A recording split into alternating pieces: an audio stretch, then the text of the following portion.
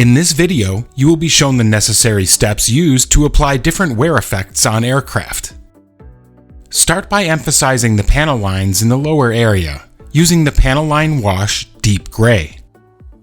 Simply apply the wash on the details and it will spread by capillary action. Let it dry for about 20 minutes and then remove the excess by rubbing gently with a sponge.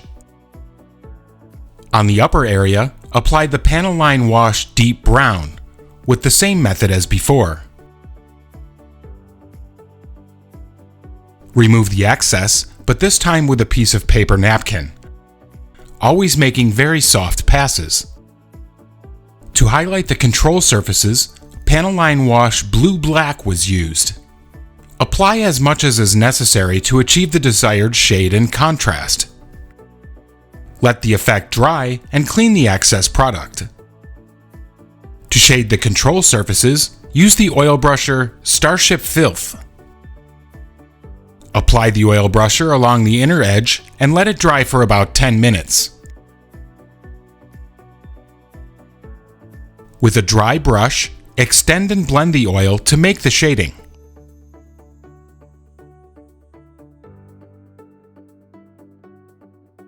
To create dirt on the panels, the Oilbrusher color dark brown was used. Apply the product on the edges of the panels.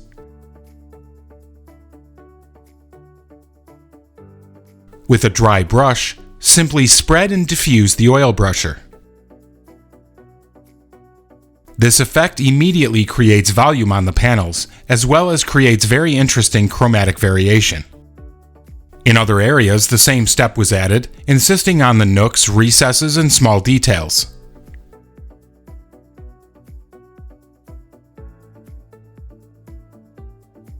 For this effect, the Oilbrusher was blended with a brush moistened with enamel odorless thinner.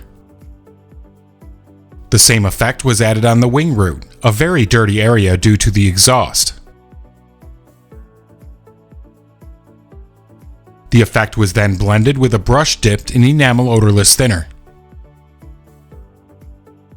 The next step is to apply grease and dirt staining using the Streakingbrusher color Warm Dirty Gray. First, deposit the color on the different covers and panels of the armament and landing gear areas.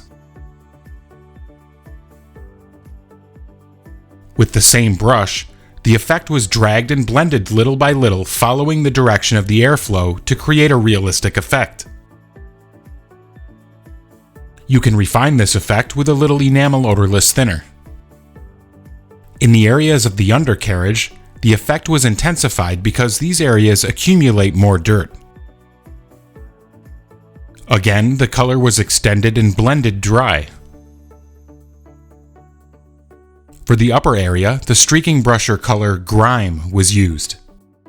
It was applied to the different registers and covers and blended with the same dry brush. Always work in the direction of the airflow for a realistic result. For the exhaust stains, the matte shader color Sepia was used. The exhaust staining was airbrushed in very thin layers, always making the stroke from front to back. With the matte shaders, you can obtain a very fine and translucent shading or staining effect with a very realistic result. To add authentic variation within the exhaust stain, the matte shader Ash Black was used. The darker color was applied in the center of the previous stain.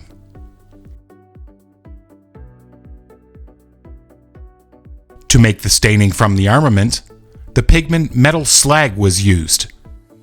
Apply a little pigment with the tip of a brush and rub gently to leave a soot effect. An earthy, dusty effect was added on the wing root with the pigment Airfield Dust. Simply deposit the pigment and rub it with a brush. The result will be a very, very subtle dust effect. Remove the excess by making smooth passes with a dry brush. With the Oilbrusher Starship Filth diluted with enamel odorless thinner, subtle splashes were applied by resting the brush on a toothpick. These small details enrich the realism and every aspect of your models. Finally, to protect and unify the work, a thin coat of matte lucky varnish was applied.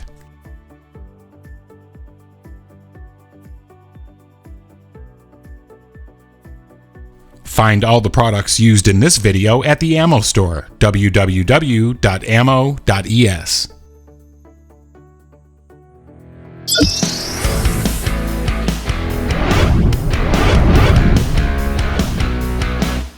Discover many more videos on our YouTube channel. Don't forget to like, subscribe, and activate notifications. Thank you for watching.